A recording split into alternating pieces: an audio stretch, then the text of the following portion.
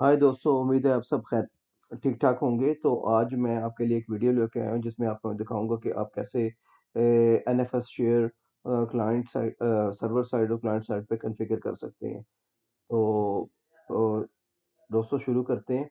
सबसे पहले आपके पास अगर आपका, मैं वैसे CentOS 7 यूज़ कर रहा हूँ, क्लाइंट भी और सर्वर भी। अगर आपका रेल हो तो वो रेल सर्वर हो तो लाइक रेल 7 है तो या 8 है, तो आप सब्सक्रिप्शन आपने लेनी है, उसकी रजिस्टर हो।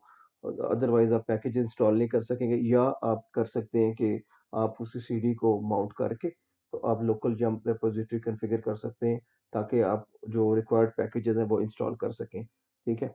तो वो आपकी वो जो लोकल जंप रेपोजिटरी है वो एनेबल होनी चाहिए। मेरे केस में ऑलरेडी है, तो आप ये वाली कमांड चला के ना, तो यम रेपो लिस्ट ऑल करके आप उसको चेक कर सकते हैं। जब आप अपनी लोकल यम रेपोजिटरी जो है ना वो कॉन्फ़िगर कर लें, तो आप उसको इस कमांड से चेक कर लें। ठीक है।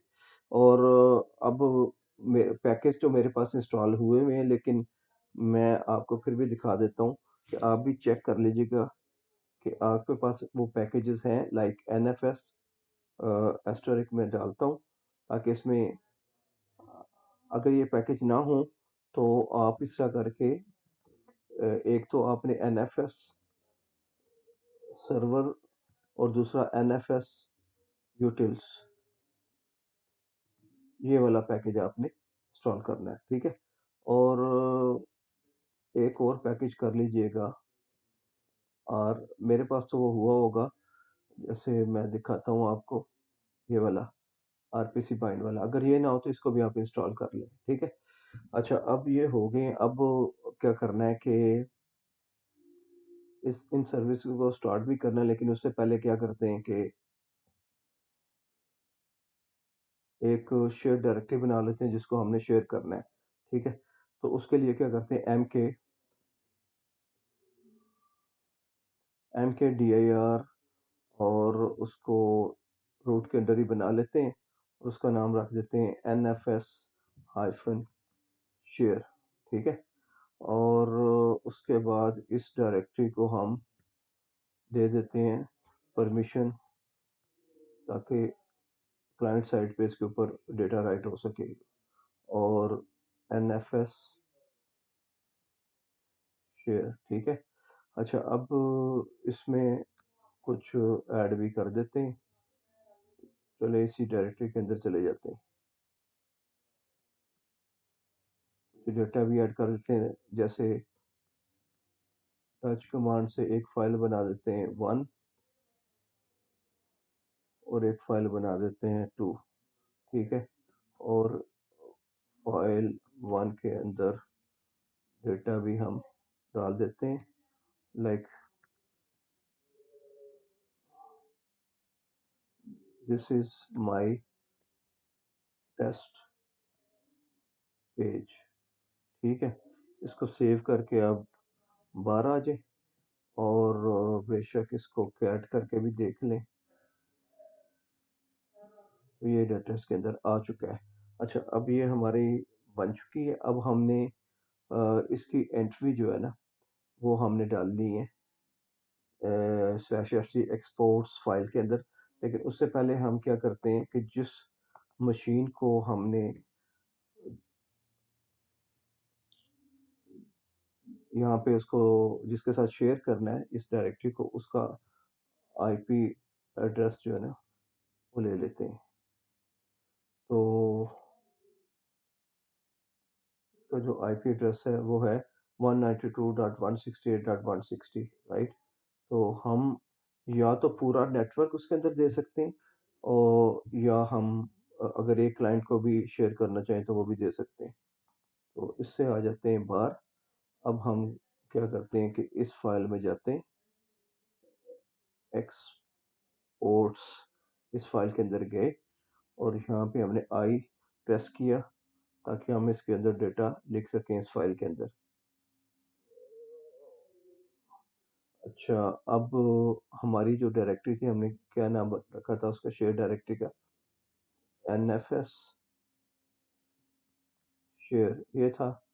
और इसको हमने अगर इस मशीन के साथ करना है, ठीक है ना, या तो ये होता है कि आप पूरे नेटवर्क के साथ करना चाहें तो आप ये एस्टेरिक लगा सकते हैं, या आप इस तरह भी इसको लिख सकते हैं 168, क्योंकि आपका ये वाली आईपी एड्रेसेस की रेंज थी। तो आप इसको अगर पूरे को देना चाहते हैं तो इसके नीचे स्लैश वैल्यू ये दे दें, और आगे उसके आप जो रीड एंड राइट की परमिशन देनी है, आप चाहते हैं कि डेटा जो है वो सिंक हो जाए, ठीक है, मतलब जो यहाँ से जो डेटा वहाँ पे क्लाइंट पे जाना है दोनों डायरेक्टरीज के दरमियान वहाँ पे सिंक हो जाए, ठीक है, शेयर डायरेक्टरी और माउंट डायरेक्टरी के दरमियान। और उसके बाद आप ये वाली अगर देना चाहते हैं तो ये वाली नो स्क्वाश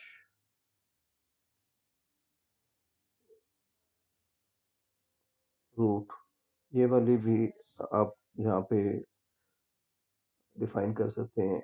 ये पैरामीटर भी, इससे क्या होता है कि मतलब ये अभी हम प्रैक्टिस कर रहे हैं, दे सकते हैं, लेकिन आप अपनी नीड के मुताबिक करते हैं। इससे ये क्या होता है कि जो रूट है आपकी क्लाइंट मशीन पे और जो रूट है आपका सर्वर पे, दोनों का मतलब परमिशन लेवल सेम होगा, ठीक है। अगर आप उसको क्लाइंट साइड पे रूट को जो है वो प्रिविलेजेस नहीं देना चाहते तो फिर आप नो मत लगाएं, फिर स्क्वाश रूट लिखें, ठीक है। और ये जो पहली रीड राइट की परमिशन है, ताकि वहाँ पे जो माउंट डायरेक्टरी हो वो क्लाइंट साइड पे वो यहाँ पे डेटा राइट किया जा सके, तो इसलिए हम ये परमिशन दे रहे हैं। अगर आप जिसे सिर्फ आप रीड ओनली बनाएंगे तो वो फिर कुछ नहीं कर सकेंगे। तो एक तो ये तरीका है, इसको अगर आप पूरे नेटवर्क में तमाम मशीनों को देना चाहते हैं तो आप इस तरह कर सकते हैं। एक मशीन के लिए देना है, जैसे हमारे केस में, सॉरी, हमारे केस में था कि हमें एक ही मशीन को दे रहे हैं, तो उस सूरत में आप इसको ऐसे लिख दें, सिर्फ वही वाला आईपी दे दें क्लाइंट मशीन का, ठीक है। और दूसरा दूसरा इस तरह, जैसे ये यहाँ पे स्टैटिक लगा हुआ है ना, ये आप दे सकते हैं। इसका मतलब ये कोई भी मशीन आए, ठीक है ना, तो उस नेटवर्क की रेंज में से कोई मशीन आए वो वहाँ पे माउंट कर सकती है, इस शेयर डायरेक्टरी को वहाँ एक्सेस कर सकती है, ये है। अच्छा, इतना करने के बाद इसको आप कर दें सेव और बाहर आ जाए। उसके बाद क्या करना है कि ये जो सर्विसेज हमने चलानी है, क्योंकि वो सर्विस हमने नहीं चलाई थी, जिसमें सिस्टम सीटीएल और एनएफएस सर्वर, ठीक है, तो सॉरी, एनएफएस सर्वर स्टार्ट भी तो करना है ना, ये वाला सर्वर, ये हमने इसको, ये हो गया। इसको बूट परसिस्टेंट भी करना है, जस्ट इन केस अगर आपकी मशीन रीबूट हो जाती है तो ये सर्विस चलती रहे, ठीक है। और उसके बाद आप ये भी करें। अच्छा, एक और भी मैं आपको बताता हूँ, अगर आप वन गो में भी सर्विस को स्टार्ट और बूट परसिस्टेंट बनाना चाहते हैं तो फिर आप ऐसे कर सकते हैं। तो इसको एनेबल लिखेंगे और जैसे आरपीसी बाइंड, ठीक है ना, इसको आपने बूट परसिस्टेंट भी बनाना है और स्टार्ट भी करना है, तो इसको ऐसे आप कर दें, ठीक है। और ये अब दोनों ही काम एक ही कमांड से हो गए। अगर आप इसका स्टेटस चेक करना चाहते हैं तो आप देखें, एनएफएस सर्वर का स्टेटस जो है वो अब एक्टिव है और चल रहा है, ठीक है। और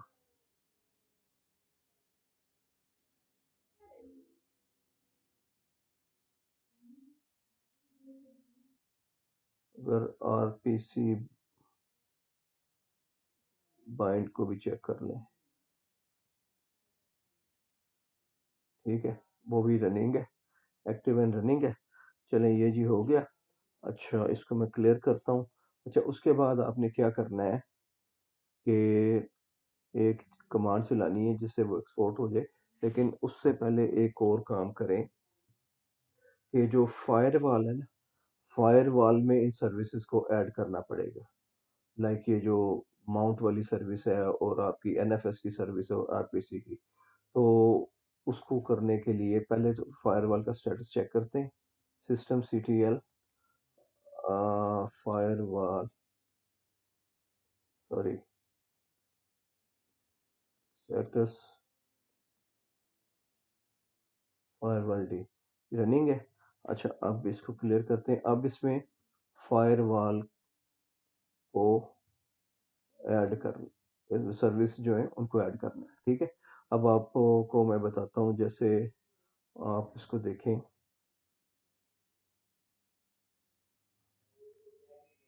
लिस्ट सर्विसेज, ठीक है। इस वक्त आपकी ये सर्विसेज इसके अंदर एडेड है, HTTPS की, SSH की, लेकिन आपकी वो जो NFS वाली और माउंट डी वाली और ये RPC वाली सर्विसेज नहीं है, तो इनको हमें ऐड करना पड़ेगा। तो उसके लिए आप क्या करेंगे कि यहाँ पे ऐसे करें, यहाँ पे जाएं, यहाँ पे लिखें ऐड, और अब यहाँ पे सर्विस, और इसको इक्वल साइन लगाएं, NFS लिखेंगे और इसको आप कर दें परमानेंट। एक आपने यहाँ पे वर्ड ऐड करना है, परमानेंट, ठीक है। ये परमानेंट आप फायरवॉल हाइफन CMD इसकी स्पेस देके यहाँ भी लगा सकते हैं और आखिर में भी लगा सकते हैं, इससे कोई फर्क नहीं पड़ता। अच्छा, इसको एंटर करें, ठीक है। और उसके बाद जब आप ये कर लेंगे ना, तो आपको इसको फायरवॉल को रीलोड भी करना है।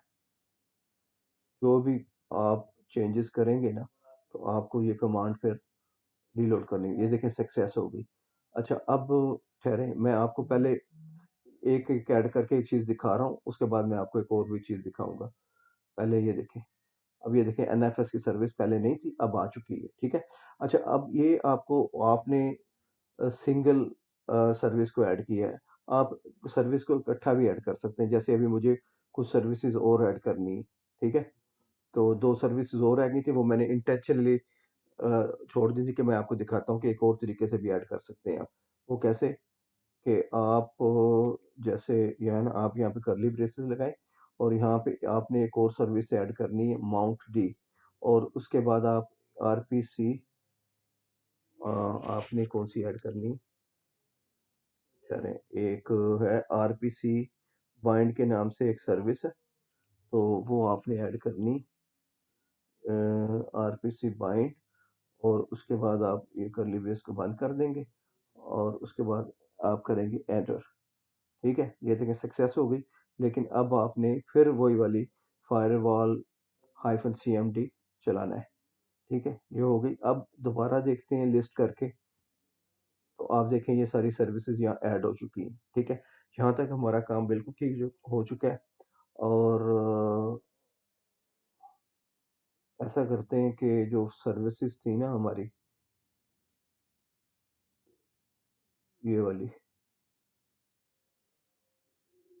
इसको एक दफ़ा रीस्टार्ट कर लेते हैं जस्ट इन केस, ठीक है।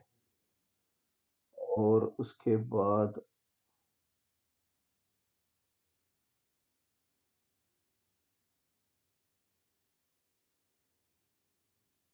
एनेबल भी कर लेते हैं और RPC बाइंड को भी रीस्टार्ट कर लेते हैं, ठीक है। और इसको एनेबल भी कर लेते हैं, एनेबल होगी। अच्छा, अब क्या करते हैं कि एक कमांड चलाते हैं, export FS hyphen AVR, export,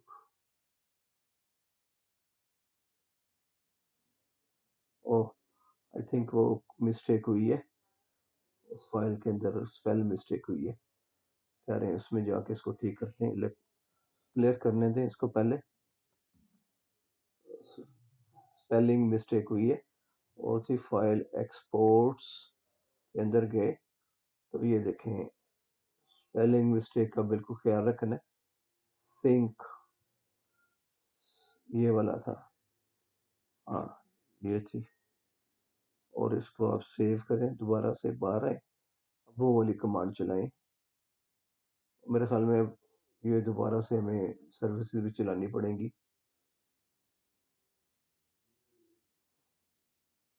चलें, चला लेते हैं एहतियातन,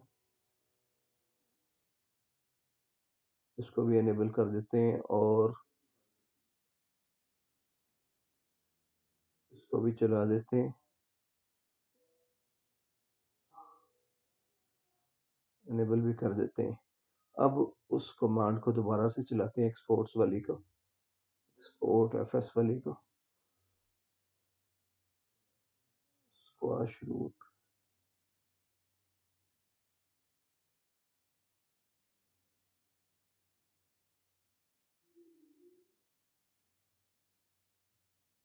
चलिए इस पैरामीटर को फॉर द टाइम बिंग निकाल देते हैं, इसको अभी हमें इसकी ज़रूरत नहीं है, तो इसको देख लेते हैं कि ये क्यों नहीं काम कर रहा बाद में, लेकिन इसकी हमें ज़्यादा ज़रूरत नहीं है इस वक्त।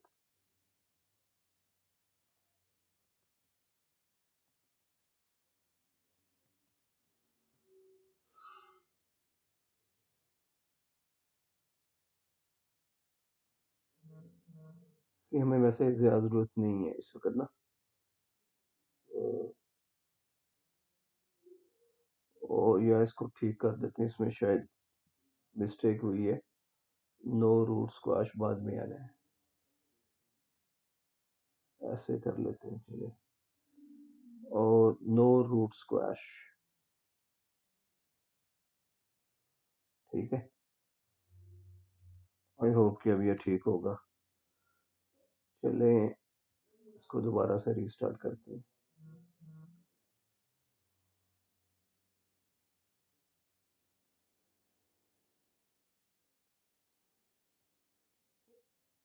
इसको भी चला लेते हैं, सर्विस को भी रीस्टार्ट कर लेते हैं।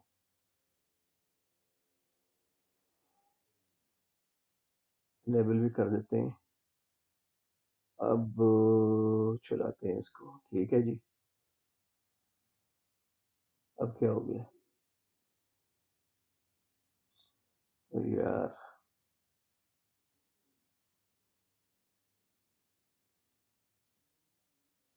क्या हो रहा है भाई, ये 2 दफा लग गया, अंडरस्कोर 2 दफा आ चुका है, क्यों हार्ड टाइम दे रहे हैं हमें। चले, ये छोटी छोटी गलतियों से कुछ बंदा सीखता ही है।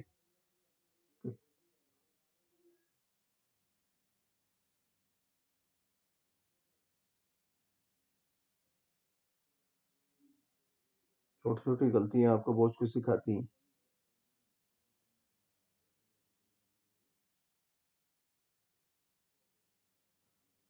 आई होप कि अब चलेगा, चलेगा, ठीक है। ये देखें, ये रिजल्ट आना चाहिए था। अब ये बता रहा है कि ये हम सर्वर साइड पे ही ये एक्सपोर्ट कर रहा है, इस क्लाइंट मशीन पे ये जो शेयर डायरेक्टली एक्सपोर्ट हो रही है, ठीक है। और ये AVR भी वर्बोसिटी दिखा रहा है, और जो आर है ना, वो एक्चुअली जो भी अ, हमने फाइल्स अंदर लिस्ट की है ना, उन जो भी एक्सपोर्ट अनएक्सपोर्ट कर रहा है, जो भी लिस्ट हमने फाइल्स की स्लैश एक्सी स्लैश एक्सपोर्ट एक्सपोर्ट्स फाइल के अंदर हमने एंट्रीज डाली है ना, उनको ये इस सारी जो एंट्रीज हैं उसको एक्सपोर्ट कर रहा है, मतलब उसकी पूरी जो लिस्ट वहाँ पे दी गई है। तो इस स्विच से ये होता है, और जितनी भी फाइल्स हैं वो प्रॉपरली क्लाइंट मशीन पे ये भेजेगा, ठीक है। और इसका ये इसका मेन जो है,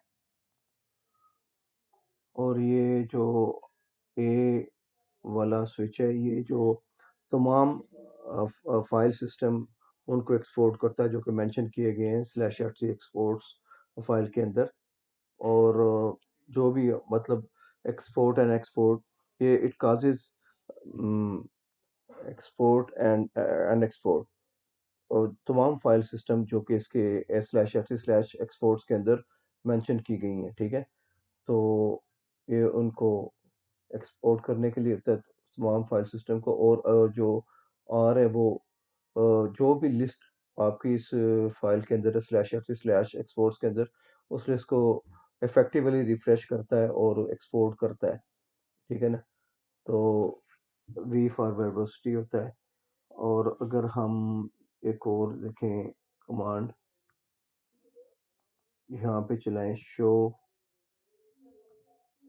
माउंट हाइफन ई, तो ये देखें, ये सर्वर का दिखा रहा है कि ये हमारे सर्वर का, मेरे सर्वर का नाम एलडेप सर्वर है, तो ये इसे दिखा रहा है। ठीक है, ये वाला शेयर कर रहा है वो। अच्छा, अब ये तो हो गया हमारा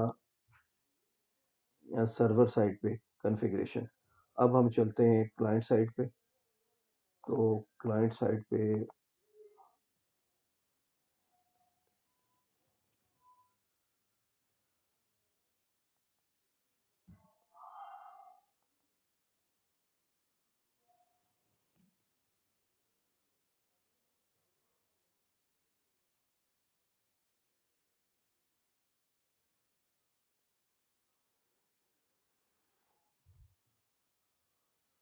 क्लाइंट साइड पे जाने के बाद हम वही काम करेंगे। यहाँ भी आपकी लोकल जैम रिपोजिटरी कॉन्फ़िगर होनी चाहिए या आपका रेड हैट के साथ सिस्टम रजिस्टर होना चाहिए। मेरे केस में CentOS 7 है, तो मेरी लोकल जैम रिपोजिटरी कॉन्फ़िगर्ड है। तो आप यहाँ पे मेरे केस में ये पैकेज NFS यूटिल जो है वो, इसको मैं अगर चेक करूँ तो ये इंस्टॉल्ड है पहले से, ये इंस्टॉल्ड है। और अगर RPC बाइंड भी करूँ तो ये भी है,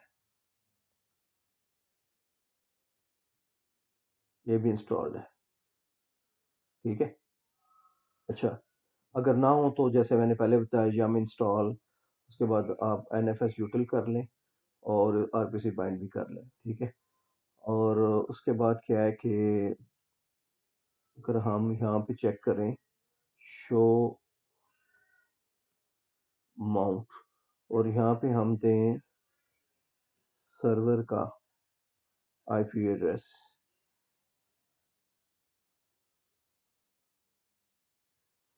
1.50, ये उसका IP एड्रेस है।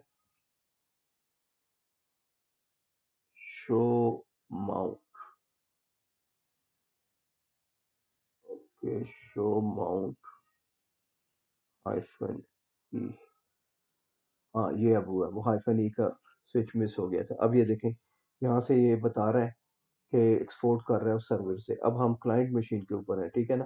तो इससे चेक करने का ये तरीका है। तो ये सही से एक्सपोर्ट हो रहा है, पहली बात तो कंफर्म हो गई।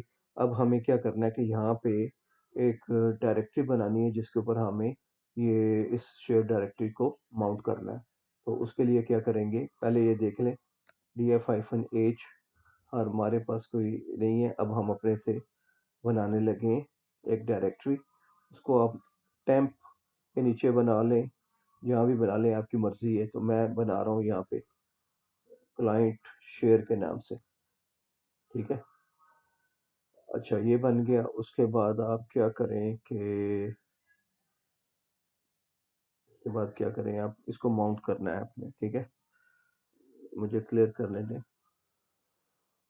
और माउंट के लिए आप क्या करेंगे, माउंट हाइफन जी, आपका जो NFS है, उसके बाद आप दे दें सर्वर का नाम, और उसके बाद दे दें आप 50 कॉलन, उसके बाद आपने वहाँ पे क्या नाम रखा था शेयर डायरेक्टरी का, NFS, yes, NFS hyphen share.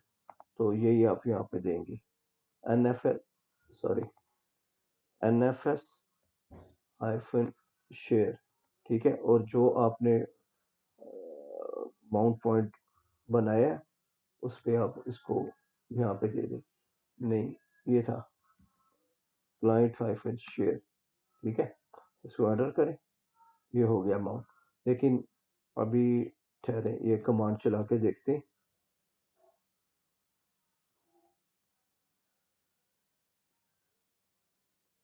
तो ये देखें, ये माउंट तो हो चुका है, लेकिन अभी ये बूट परसिस्टेंट नहीं है। अगर जस्ट इन केस आप मशीन को रीबूट करते हैं तो ये माउंट नहीं होगा, अनमाउंट हो जाएगा। तो उसके लिए हमें क्या करना है कि हमें slash F C F S tab में एंट्रीज की डालनी।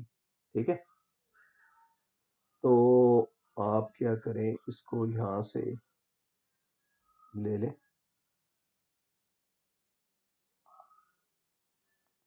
और इसको आप जाएं एफ एस टैब में और शिफ्ट जी दबाएं और ओ दबाएं, तो इस सूरत में आप बिल्कुल लास्ट लाइन पे आएंगे और ओ दबाने से आपको इंसर्ट का आई का बटन नहीं दबाना पड़ेगा। तो आप यहाँ पे इसको कर दें पेस्ट, जो भी एंट्री आपने ली है। ठीक है, और आपका जो फाइल सिस्टम है वो ये NFS है और आपका माउंट पॉइंट था, माउंट पॉइंट आपका था टेम्प, टेम्प है। ठीक है, टेम्प के नीचे आपने बनाया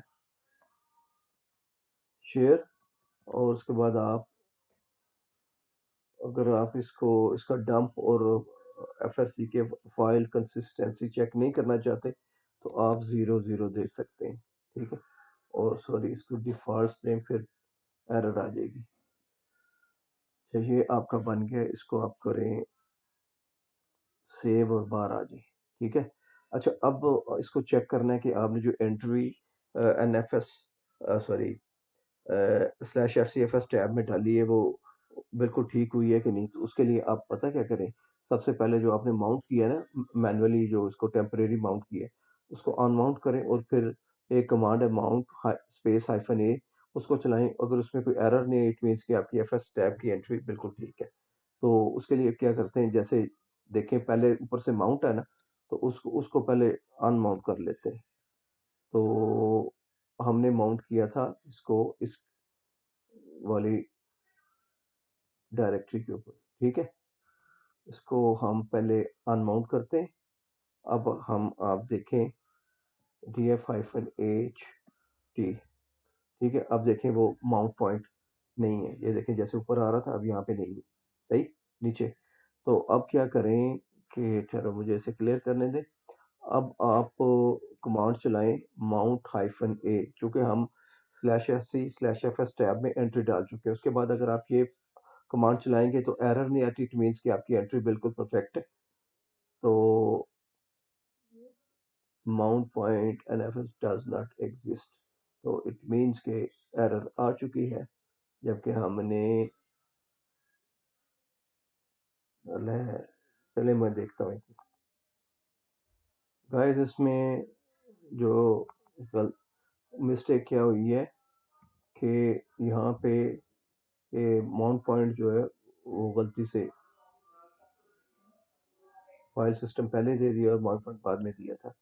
तो पहले हमने माउंट जिस पे माउंट करना है वो पाथ देना है और जो शेयर डायरेक्टरी सबसे पहले, उसके बाद जिस पे माउंट करना है वो, उसके बाद फाइल सिस्टम और उसके बाद बाहर के पैरामीटर। ये गलती से हो गया था, तो अब इसको फिक्स किया। अगर आप अब इस कमांड को चलाएं तो देखें कोई एरर नहीं आई। तो अब इसे हम अगर चेक करते हैं तो ये देखें माउंट हो गया। ठीक है, अब करना क्या है कि हम चलते हैं इस डायरेक्टरी के अंदर,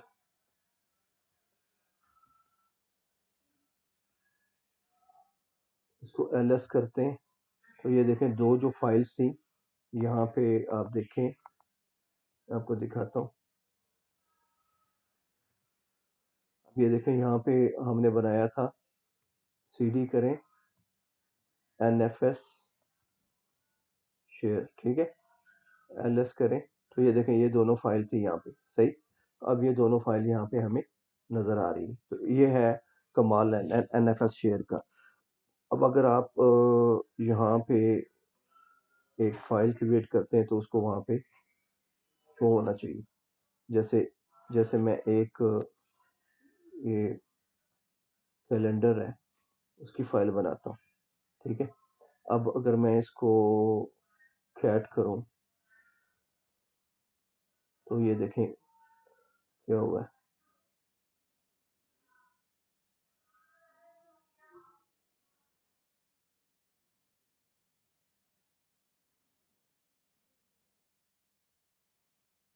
चलें ऐसे कर लेते हैं, एक फाइल बना लेते हैं 3, ठीक है, उसके अंदर हम लिख देते हैं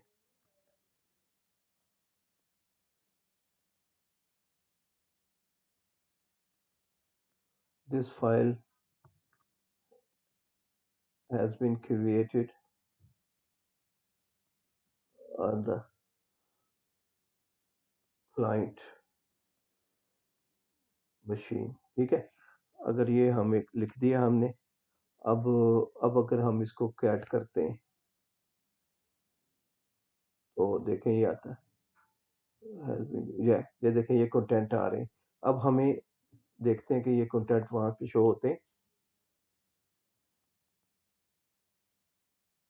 देखें ये फाइल आ चुकी है, लेकिन वो देखें वो जो फाइल हमने वहाँ पे क्रिएट की थी वो यहाँ भी शो हो रही है, जो कैल के नाम से।